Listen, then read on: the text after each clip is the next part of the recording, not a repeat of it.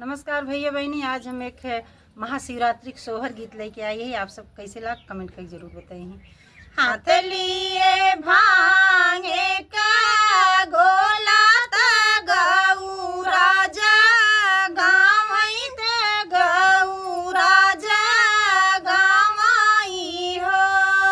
हाथ लिए भांगे का गोला ता गऊ राजा गावई महादेव ना जागई महादेव ना जागई हो।